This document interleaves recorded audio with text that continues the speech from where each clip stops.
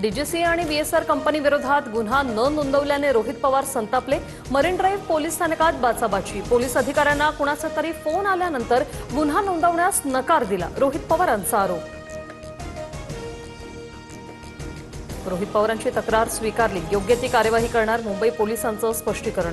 अजितदादांच्या अपघात प्रकरणी बीएसआर कंपनीवर अद्यापही कारवाई न केल्याची रोहित पवारांची तक्रार।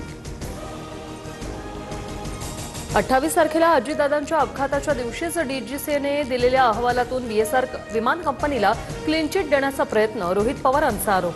2 दिवसात पत्रकार परिषद घेऊन डीजीसीएने दिलेले अहवाल सर्वांसमोर मांडणार।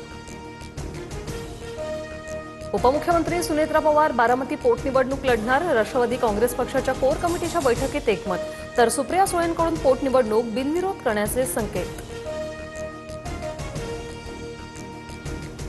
राज्यसभेसाठी भाजपची रणनीती ठरली। वर्षा निवासस्थानावरील बैठकीत 4 नावांबाबत चर्चा। विनोद तावडे, रामदास आठवले, रावसाहेब दानवे यांचं नाव आघाडीवर। 28 फेब्रुवारीपर्यंत घोषणा होणार, सूत्रांची माहिती। शरद पवारांनी राज्यसभेवर जावं ही सर्वांचीच इच्छा, सुप्रिया सुळे यांचं भाष्य।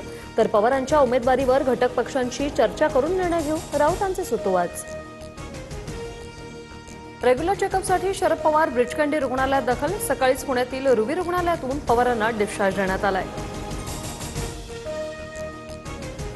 मुंबई महापालिका 36,623 कोटी रुपयांच्या ठेवी मोडण्याच्या तयारीत। एकूण ठेवींमध्ये 81,449 कोटी 32 लाख रुपये शिल्लक। विविध प्रकल्पांसाठी ठेवी वापरल्या जाणार।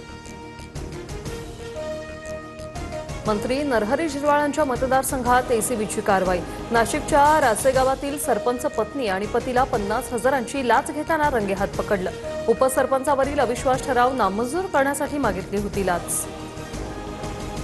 नागपुरातील प्रेम प्रकरणातून वहाल परिसरात सशस्त्र गुंडांचा गोंधळ। टोळक्याकडून 12 ते 15 वाहनांची तोडफोड। पोलिसांकडून 7 जणांना अटक। अल्पवयीन आरोपींचा समावेश। परिसरात कडेकोट बंदोबस्त तैनात।